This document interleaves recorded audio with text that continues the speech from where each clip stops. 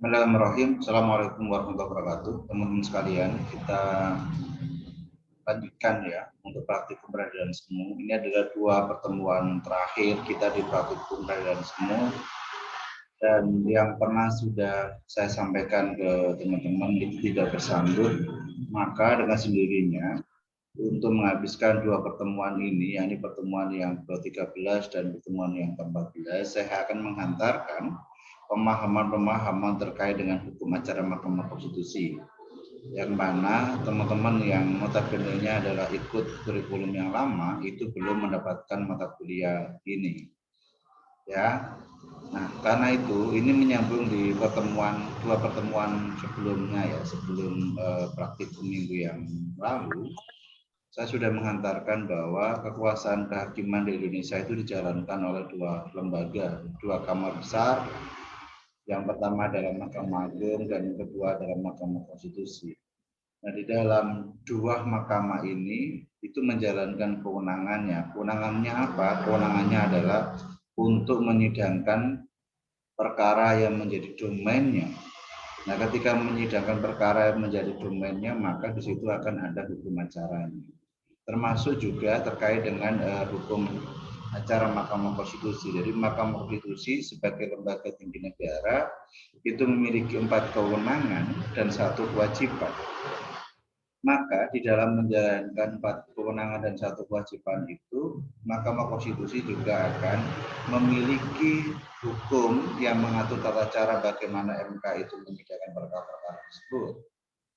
Ya, itu yang kemudian disebut sebagai hukum acara Mahkamah Konstitusi. Nah, hukum acara Mahkamah Konstitusi itu pada dasarnya dibagi menjadi dua, teman-teman.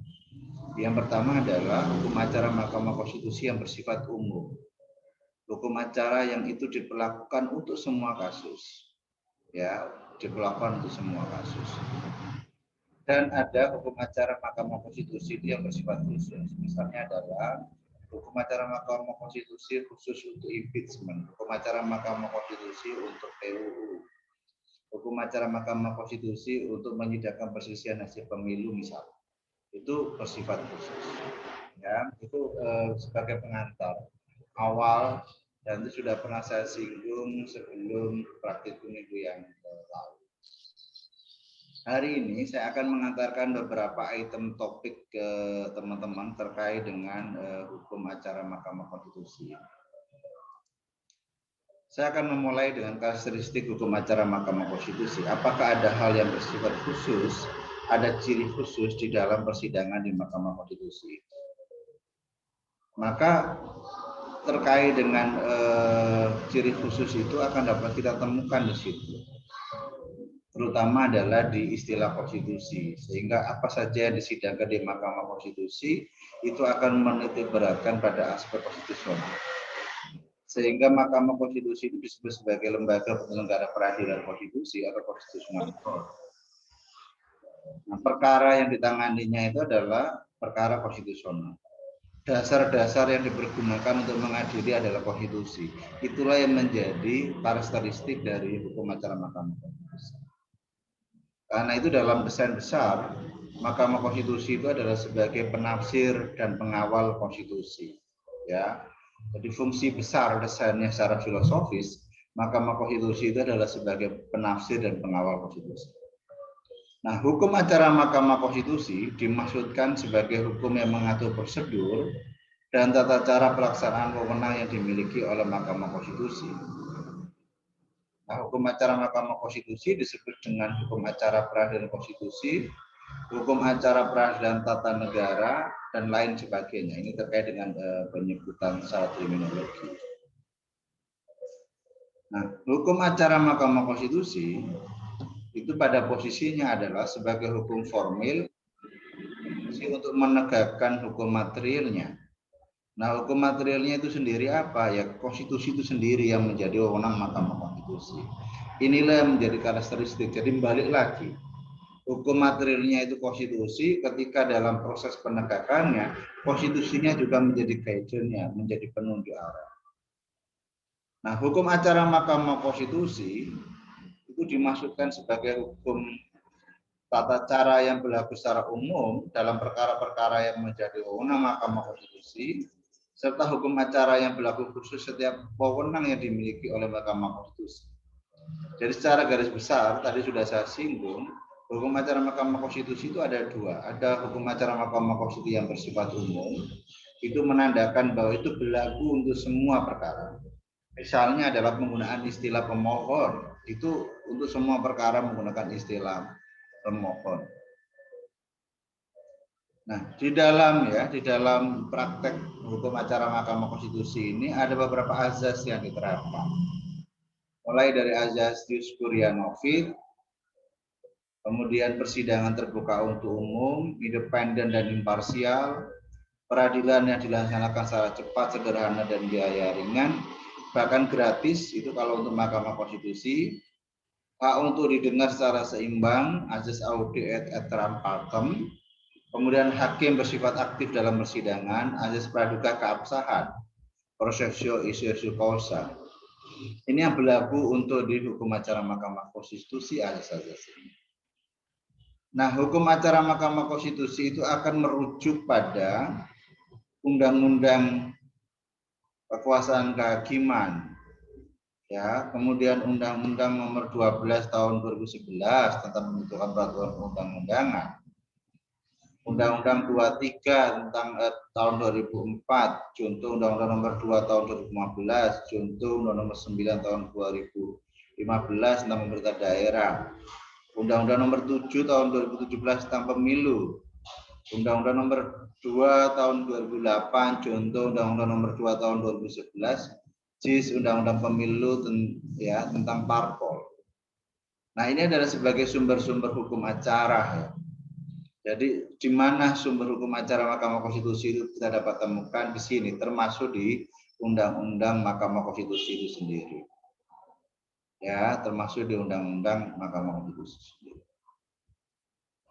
Nah, untuk melengkapi, tidak semua hukum acara Mahkamah Konstitusi itu tercover di dalam undang-undang.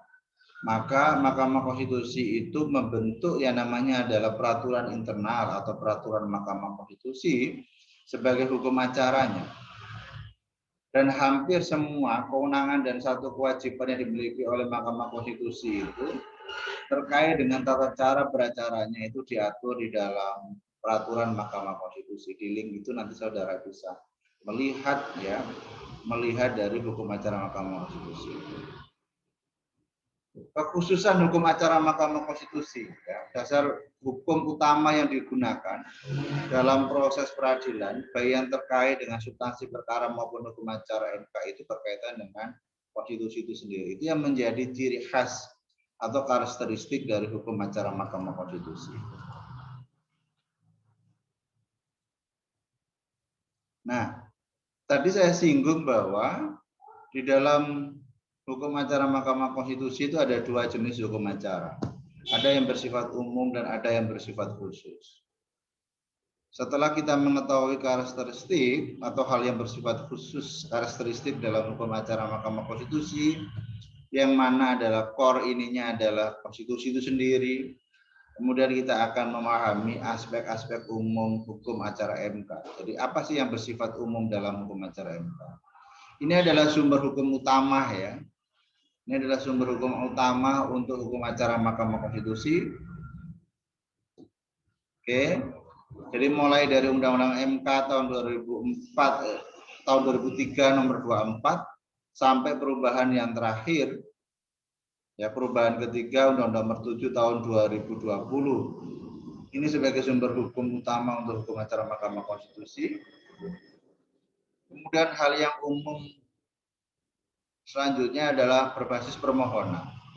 Jadi istilah-istilah yang dipergunakan di dalam proses beracara di Mahkamah Konstitusi itu adalah menggunakan istilah permohon, sehingga disebut sebagai pemohon. Tidak menggunakan istilah gugatan. Ini berbeda dengan di pengadilan umum. Ya, kemudian pendaftaran, pencatatan dan penjadwalan dan sidang. Ini proses ya. Ini terkait dengan register perkara. Di Mahkamah Konstitusi itu dapat didaftarkan secara daring maupun secara luring. Dan sebelum pengadilan umum itu memulai, di Mahkamah Konstitusi sudah memulainya itu.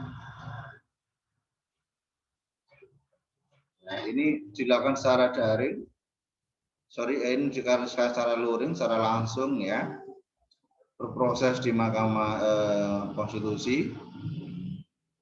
Kita akan bertemu dengan petugasnya, akan dicatat permohonan itu, apakah itu pengujian undang-undang, apakah itu perselisihan pemilu, apakah itu pembubaran partai politik, apakah itu sengketa kewenangan antar lembaga negara yang kewenangannya diberikan Undang-Undang Dasar. Alur ini yang akan kita lalui. Ya, ini alur yang akan kita lalui. Kemudian permohonan juga bisa dilakukan secara online.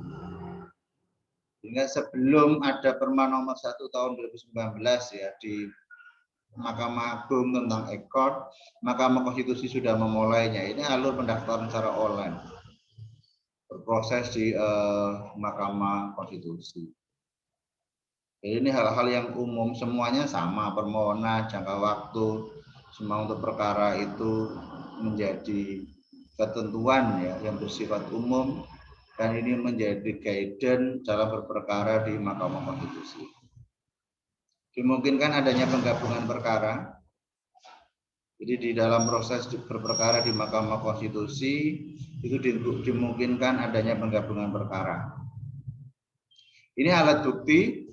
Jadi semua perkara, apakah itu pengujian undang-undang, apakah itu pembubaran partai politik, apakah itu perselisihan hasil pemilu, apakah itu perselisihan kewenangan antar lembaga tinggi negara, maka buktinya ya sama ini. Akan merujuk pada pasal 36 Undang-Undang MK.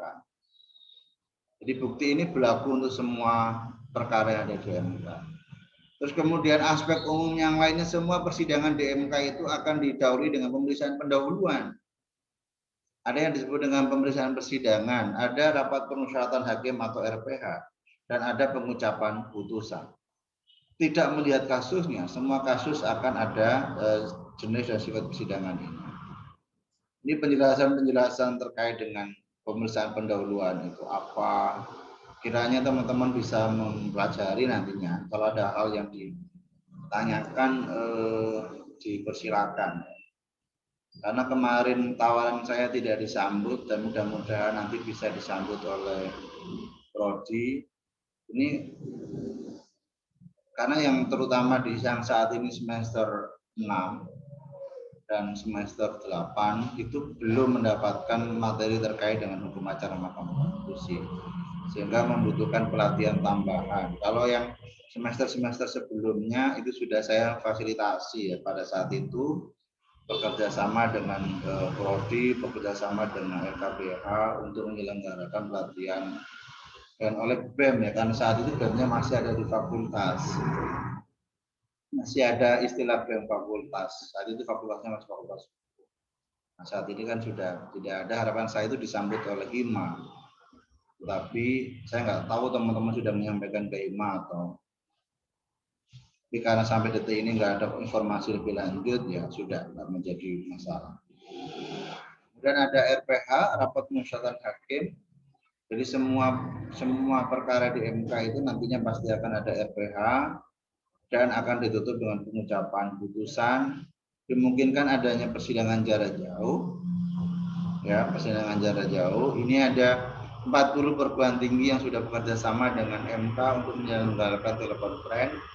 Dan saya pernah punya pengalaman sidang lewat telekonferensi melalui sidang daring di Erlangga saat itu, sehingga kami tidak perlu susah-susah hadir ke Jakarta, tapi sidangnya adalah dari Erlangga.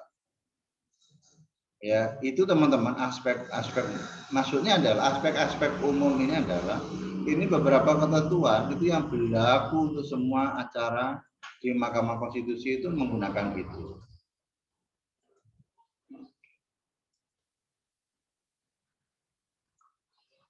Kemudian yang terakhir untuk hari ini adalah putusan dan penafsiran konstitusi. Jadi di dalam proses beracara di Mahkamah Konstitusi nanti ada dua jenis putusan, yaitu putusan provisi atau putusan sela dan putusan akhir. Di dalam persidangan Mahkamah Konstitusi dimungkinkan ultra petita dengan menggunakan dalil SFQ et Kuno. memohon putusan yang sah di ladangnya. Jadi menyerahkan kepada hakim sehingga tidak ada istilah ultra efek vita. Kemudian pengambilan putusan didasarkan pada rapat permusyawaratan hakim sehingga dimungkinkan adanya dissenting opinion maupun dissenting concurrent, pendapat yang berbeda. Dan itu akan memuat isi putusan. Nah, isi putusan itu akan memuat beberapa item ini, mulai dari kepala putusan yang berbunyi demi keadilan berdasarkan ketuhanan yang Maha Esa, identitas pihak, ringkasan permohonan, pertimbangan fakta yang terungkap dalam persidangan, pertimbangan hukum yang menjadi dasar putusan, amar putusan, hari tanggal putusan, nama hakim konstitusi dan panitera. Dimungkinkan beda pendapat dan beda alasan. Jadi dissenting opinion boleh, dissenting concurrent diperbolehkan. Itu di dalam perkara di Mahkamah Konstitusi, teman-teman sekalian. Kemudian putusan di Mahkamah Konstitusi itu bersifat final dan mengikat. Nah, ada beberapa penafsiran ya, ada beberapa penafsiran yang dapat dipergunakan di dalam praktek-praktek persidangan di Mahkamah Konstitusi. Penafsiran konstitusi. Jadi penafsiran sebenarnya realnya ada penafsiran konstitusional, penafsiran konstitusi. Constitutional interpretation adalah penafsiran terhadap ketentuan-ketentuan yang terdapat dalam konstitusi atau undang-undang dasar itu sendiri. Dan ini jarang disentuh oleh dosen pengantar ilmu hukum. Lebih banyak kan kalau dosen pengantar ilmu hukum hanya menyampaikan pendapatnya briefing dalam teori hukumnya itu, berbicara terkait dengan penafsiran yang kemudian dijabarkan oleh Profesor Sudikno Murtakusumo di Indonesia, itu menjelaskan macam dan ragam ya, macam dan ragam penafsiran tanpa sekali menyinggung terkait dengan penafsiran konstitusi. Nah, tapi dalam konsep ini, dalam konsep hukum tata negara dan hukum administrasi negara, kita akan mengenal yang namanya penafsiran konstitusi. Jadi penafsiran yang didasarkan pada ketentuan-ketentuan yang terdapat dalam konstitusi. Nah, ini yang disebut dengan constitutional interpretation. Nah, penafsiran konstitusi merupakan metode untuk penemuan hukum. Jadi banyak problem hukum yang terjadi, maka penafsiran itu dibutuhkan sebagai media untuk melakukan penemuan hukum atau refining berdasarkan konstitusi dan undang-undang dasar. Nah, ini penafsiran-penafsiran yang seringkali digunakan untuk penafsiran konstitusi, mulai dari interpretasi gramatikal, ya, dari tata bahasanya. Misalnya dan itu kumulatif dan atau itu berarti kumulatif dan alternatif. Interpretasi teologis atau sosiologis tujuan kemasyarakatan. Norma konstitusi itu ada aspek transendentalnya enggak sih? Ini yang menjadi penting ya. Kalau teman-teman yang kemarin ikut lomba debat misalnya, saya akan menekankan di sini, karena dari kampus PTM melihat konstitusi itu akan melihat aspek teologisnya, ada aspek transendentalnya di situ. Ya, Bima itu punya pengalaman itu. Terus kemudian interpretasi sistematis dan logik. Undang-undang adalah bagian yang tidak terpisahkan dari sistem perundang-undangan. Jadi kalau menafsirkan satu perundang-undangan akan merujuknya kepada undang-undang pembentuknya. Yakni Undang-Undang Nomor 12 Tahun 2011 menggantikan Undang-Undang Nomor 10 Tahun 2004. Begitu. Misalnya saat ini ada fakta Omnibus Law. Nah, kira-kira itu Omnibus Law itu dipandang dan dianalisis itu sudah sesuai belum dengan undang-undang pembentukan peraturan perundang-undangan. Nah, memanainya nantinya di sana. Ya, memanainya di sana, menafsirkannya akan ketemu di sana. Kemudian interpretasi historis sejarah. Adanya pasal misalnya pasal 33 Undang-Undang Dasar itu sejarahnya kayak apa? Oh, sejarahnya karena negara menghendaki saat itu proses nasionalisasi perusahaan-perusahaan asing di Indonesia. Sehingga semua yang ada di Indonesia itu khususnya dari alam yang oleh Prof. Jimda Sidiki kemudian disebut sebagai konstitusional hijau itu, grand konstitusional itu kembali pada rakyat. Bumi, air dan lain sebagainya itu dipergunakan untuk kemakmuran rakyat, pasnya di situ. Bukan dikembalikan pada pasal, yaitu tafsir ya, tafsir historis atas Undang-Undang Dasar. Kemudian interpretasi komparatif perbandingan. Konstitusi di Indonesia semacam apa? Konstitusi di Mesir, konstitusi di Jerman, konstitusi di Turki semacam apa? Seringkali itu saya bercerita terkait dengan constitutional question, pertanyaan atas aspek konstitusi. Karena ini pernah terjadi di Jerman. Di sana ada 3 penganut agama Samawi, Islam, Kristen, dan Yahudi, itu menentang kebijakan untuk tidak boleh menyembelih hewan. Padahal sesuai dengan keyakinan agama, 3 agama ini kalau hewan itu mau dikonsumsi itu harus disembelih terlebih dahulu. Nah, di situ ada perbandingan hukum yang terjadi. Kemudian interpretasi futuristik, undang-undang yang belum memiliki kekuatan hukum itu bisa ditafsirkan juga. Penafsiran tekstual, teksnya semacam apa? Penafsiran doktrinal, pendapat ahlinya semacam apa? Supomo, Muhammad Yamin itu seringkali diulang-ulang dalam persidangan di Mahkamah Konstitusi. Dan saya rasa itu nanti akan bergeser 10-20 tahun lagi, itu sudah akan bergeser konsep doktrinal ini. Mungkin sudah pendapatnya Wiryono Porjodikoro, bagaimana itu akan bisa digunakan. Kalau saat ini masih pada aspek doktrinal para pendiri bangsa. Kemudian penafsiran prudensial, keseimbangan biaya, penafsiran struktural ketatanegaraan, dan penafsiran etika berdasarkan pada etika. Ini penafsiran yang terjadi di Mahkamah Konstitusi. Nah, penafsiran tadi itu tidak mengikat bagi hakim. Hakim bebas memilih metode interpretasi konstitusi yang mana. Itu yang digunakan di dalam proses berperkara di Mahkamah Konstitusi.